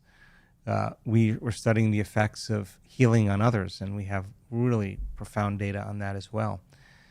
I think that the conversation in healthcare and medicine could change on some level. I mean, the conversations that I'm having with researchers and physicians are not the same conversations I was having just 2 years ago, especially when they look at our data, they kind of fall out of their chair. As an example, a drug study is about 25% causality. 1 in 4 respond, and it's usually, 60 days, 90 days, a year before you see a change. Our data is between 75 and 85% causality. That means 8 out of 10 people are getting a response, and they're not taking anything, no exogenous substance. In other words, their nervous system is producing a pharmacy of chemicals that works better than any drug, right? So I think the conversation around emotional regulation and emotional health could change. That's something that I'm interested in. I think meditation could be something that is a way of life for more people to be healthier and to be happier and to be more whole.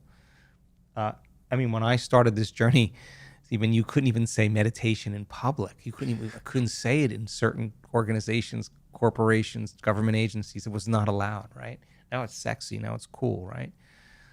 So demystifying that process, because there's so many colloquialisms and slangs and idioms that have to do with meditation, demystifying that process. We don't teach any traditional meditation. We don't teach anything that's based on culture or religion.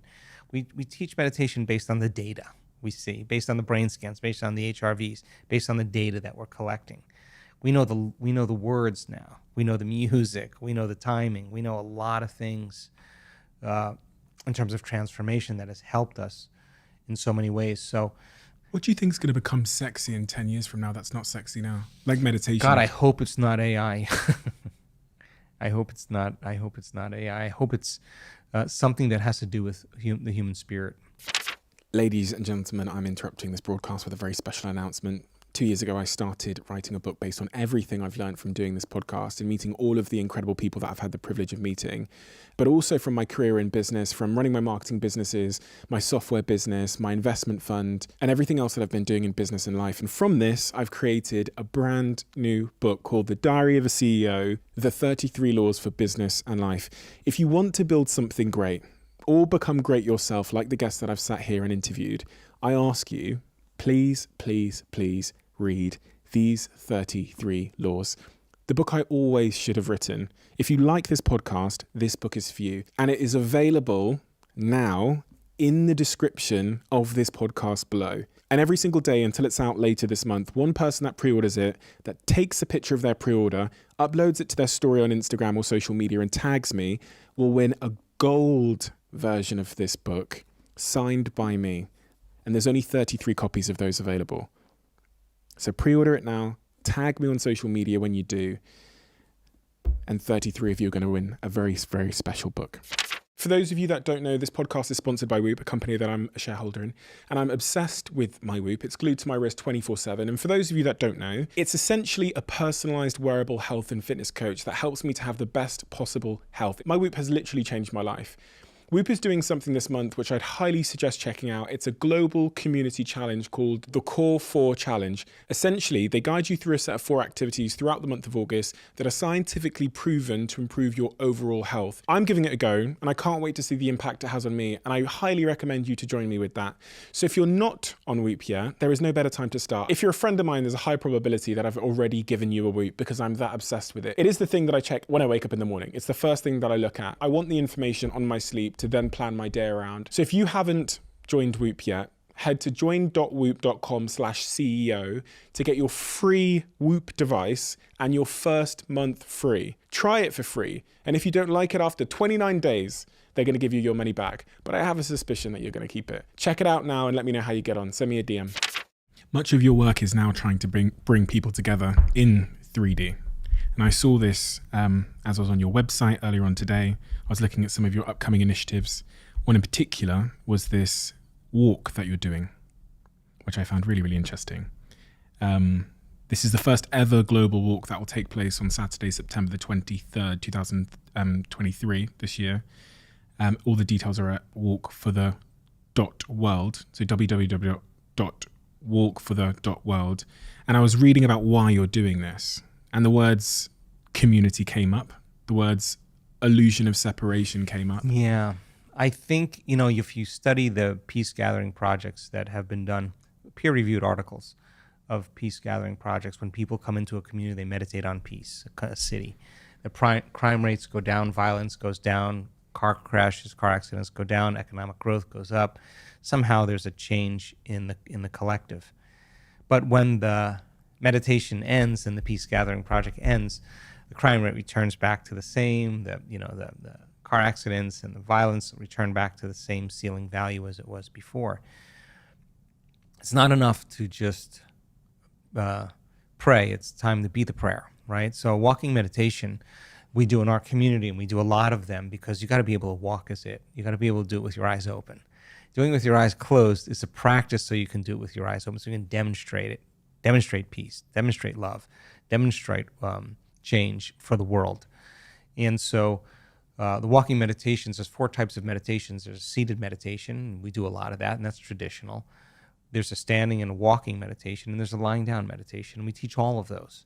But the standing and walking meditation is a great way to stand up for the world and decide if I change and have enough of us change, we could actually change the world. So the meditation starts with our eyes closed, standing up with our eyes closed and getting into an altered state. Music changes, we open our eyes and we walk as that change. We embody that change. We live that change. We think about what we're going to leave behind for a new world. What if I change? What would be, am I part of the whole? Could I affect the whole? And so a person walks for a period of time, they stop again, they close their eyes, they recalibrate, they get back in that feeling, they open their eyes and they walk again. And so walking meditation is a great way for thousands and thousands of people from around the world to walk for change in the world. And we have such compelling data about collective networks of observers. with brain and heart coherence, that somehow when you have a random event generator in our ballrooms and people change their state and they have an intention, that random events become less random and more intentional. In other words, a machine that's programmed to toss a coin 1,000 times a second, multiple times a second. The more you toss a coin, the more you're going to get 50-50, right? So if you have a machine in the room and nobody's in the room, you see just kind of this line stay right around the 50-50 mark. But when you fill that room with people and they change their state and they have an intention, all of a sudden you see that line break way out of normal. And a programmed machine that's normally flipping zeros and ones starts behaving very differently. It tells us that collective networks begin to determine reality. And it's not the number of people. It's not the amount of energy. You can have entropic energy. It's the most coherent group of people. So if we come together on one day, and this will be one of many walks, you leave everything behind. Bring your family, bring your friends, bring your coworkers, bring your neighbors. You never have to have done a meditation before. We'll guide people through it. We'll give them the MP3 file. And we have just over 800 or 900 cities now from around the world that are from people from around the world that are participating. And the numbers are growing. So we don't know where it'll go, but it's our first attempt to just say, if we just can move the needle 1 degree and off that trajectory, off that timeline, just in another timeline, then it served its purpose. So yeah, we're excited about it. It's the first one, and hopefully we'll do some more. I'll put all the details below wherever you're listening to this so you can check it out. I was wondering as you were speaking, Joe, I was asking myself, you're someone that's constantly doing research and developing new ideas and hypotheses about the world and the way humans are and the way the universe is. Do there exist beliefs in your head that you're too scared to share? You mean beliefs that I have that are from experience, or beliefs that I have that are conjecturous? Either. Both. Yeah, I have a very strong belief that the probability of us seeing the truth in reality is zero. I think that we perceive less than 1% of reality. The brain is missing out on a lot of data. And I think that we should never exclude ourselves from the unknown. You know, I think there's a whole part of the unknown self that we're unaware of that I think exists beyond linear time and space. And I do believe that it's real. And you don't know what that is? Oh, I do, yeah. Yeah, I think it's a realm beyond space and time that I think, your eye right now is perceiving a very small spectrum of frequency, a visible light. It's a very tiny slice in the electromagnetic spectrum. And that visible light, red, orange, yellow, blue, green, indigo, violet, is actually bouncing off of the slowest and most stable form of energy called matter. And that gives us this perception of separation, right? Well, that small spectrum is less than 1% of what we actually can perceive. So I think that our senses plug us into reality, into three-dimensional reality. But I think there are realities that exist beyond space and time that we're unaware of. That we can tap into? Yeah, I do. And I think there are latent systems in the brain that once activated allows the brain to transduce that energy, that frequency into profound information. Do psychedelics drugs work in that way? I think psychedelics give a person a perception of reality that's beyond three-dimensional reality. We're discovering that the nervous system makes its own pharmacy of psychedelics. In fact, we have really recent data that shows that many people that have a mystical experience in our work that have fMRIs look like they're on psilocybin. Mm. Yeah. And yet your nervous system's making that natural chemical endogenously. And how are those mystical experiences triggered? I'll give you the short version. Mm-hmm. There's a tiny little gland in the back of your brain called the pineal gland. And the pineal gland has tiny little crystals inside of it that are stacked up on top of each other, rhombohedron in shape. And that little tiny gland acts like a radio receiver for electromagnetic frequencies. And when those crystals can become activated, like a radio receiver, they can pick up frequencies that are beyond your senses, the quantum. And they can transduce, it's called a transducer, it can transduce that frequency like a TV antenna into profound imagery, a very full-on sensory experience without your senses. Interesting. Explains a lot. Explains a lot. My girlfriend always talks to me about the pineal gland and DMT and, and the power of everything you've just described. I just want to remain open-minded, because being closed-minded at any point in my life is not conducive with progress and growth. So my desire in doing this podcast generally is just to learn from people that have new perspectives on the nature of the world, and to remain humble in the fact that I know very little. So what you said at the end there about us almost knowing zero about the nature of true reality, or whatever that might mean, I do believe that I know very little about the true nature of reality, and my senses have deceived me, whether it's in psychedelic states or other states. So I'm very aware how the fragility of this experience, or whether truth is what I think it is. Yeah. Well, I think it only takes one mystical moment, one transcendental moment, for us to realize that we're missing out on a little bit of reality. We have a closing tradition on this podcast where the last guest leaves a question for the next guest without knowing who they're leaving a question for. If you were made president of this country, and you had to implement laws that would make our lives better, what would you do and why?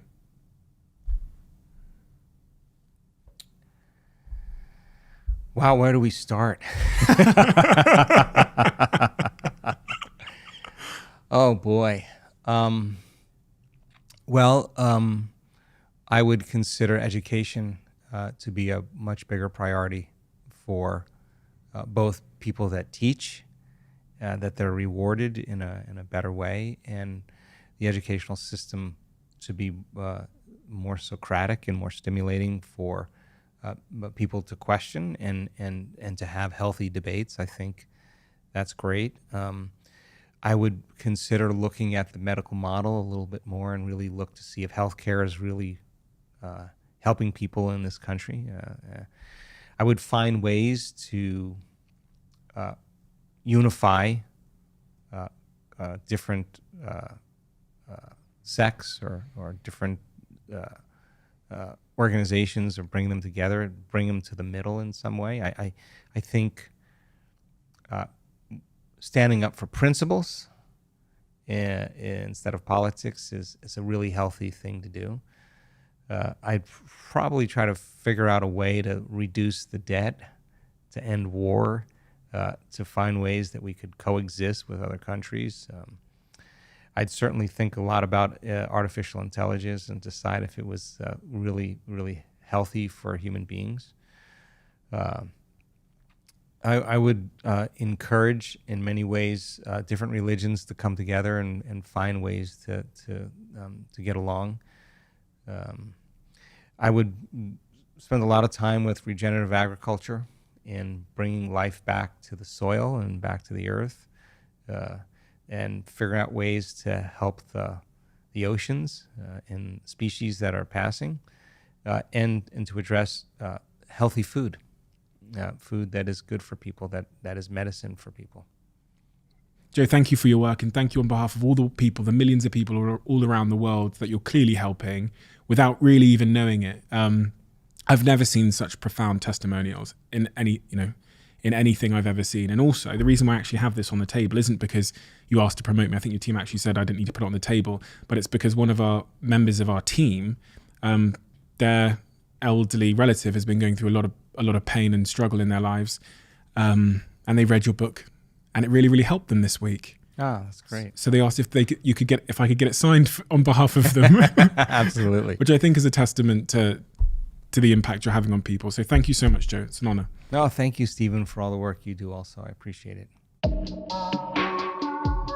It's funny, every year around this time of year, for whatever reason, I go on a little bit of a psychological shift. And that psychological shift, I think, is somewhat inspired by summer, but it's also inspired by the fact that I want to feel strong in this season of life. And as I age, strength training is my number one form of training. And the question becomes, how do you build muscle and how do you become strong in terms of supplementation? And this is where Huel's nutritionally complete protein product is my best friend for a couple of reasons. One, it tastes better than any protein product I've ever tried. Two, in terms of the nutritionally complete aspect, it has the vitamin and minerals you need. It's about 100 calories, so it's incredibly light, but it also packs over 20 grams of protein into every serving. Try the salted caramel flavor. It is the bomb, and let me know how you get on.